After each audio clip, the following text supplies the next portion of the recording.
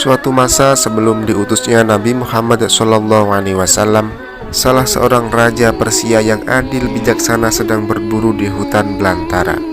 Karena asiknya mengejar buruan, sang raja terpisah dari pasukannya. Padahal saat itu hujan mulai turun. Ia melihat sebuah gubuk sederhana dan minta izin berteduh, yang segera saja diizinkan penghuni gubuk itu. Penghuni gubuk itu seorang wanita tua dan anak gadisnya. Tidak mengenal sang raja karena saat itu tidak memakai pakaian kebesarannya. Di salah satu sudut gubuk itu ada seekor lembu. Sang gadis memerah susunya dan memperoleh hasil yang sangat banyak untuk menjamu tamunya tersebut. Sang raja minum dan ia langsung merasakan kesegarannya.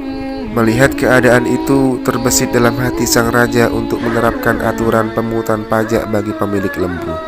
Hal itu akan menjadi sumber pemasukan yang sangat lumayan bagi kerajaan.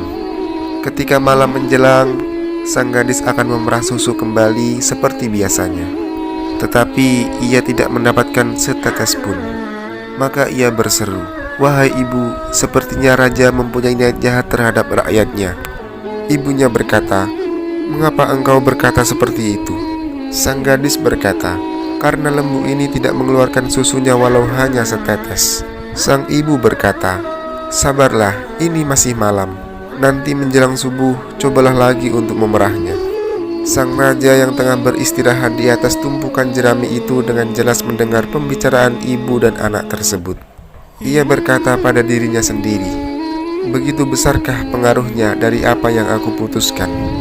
Ia berkutat dengan pemikirannya sendiri dan akhirnya membatalkan keinginannya untuk menarik pajak bagi pemilik lembu, yang kehidupan mereka umumnya sangat sederhana. Menjelang subuh, sang gadis mencoba memerah susunya lembunya, dan ia memperoleh hasil yang melimpah seperti sebelumnya. Maka ia berseru, "Wahai ibu, rupanya niat jahat sang raja telah hilang. Lembu ini telah mengeluarkan susunya lagi." Sang ibu mengucap syukur. Begitu juga dengan sang raja yang ikut mendengarnya. Ketika hari telah terang, sang raja berpamitan dengan mengucapkan terima kasih, tetapi tetap tidak membuka jati dirinya. Tidak lama berselang, datang segerombolan pasukan yang membawa ibu dan anak penghuni gubuk sederhana itu ke kota kerajaan. Mereka diperlakukan dengan hormat dan penuh penghargaan. Ketika mereka dihadapkan kepada sang raja, barulah mereka menyadari kalau tamunya semalam adalah penguasa setempat. Mereka berdua minta maaf, tetapi raja yang bijaksana itu berkata, "Tidak mengapa, tetapi bagaimana engkau bisa mengerti hal itu?" Sang ibu berkata, "Kami telah tinggal puluhan tahun lamanya di hutan itu. Jika raja yang memerintah berlaku adil dan baik, maka bumi kami ini subur. Kehidupan kami luas dan lapang, serta ternak kami banyak menghasilkan. Tetapi jika raja yang memerintah berlaku dengan kejam dan buruk, maka bumi kami ini kering.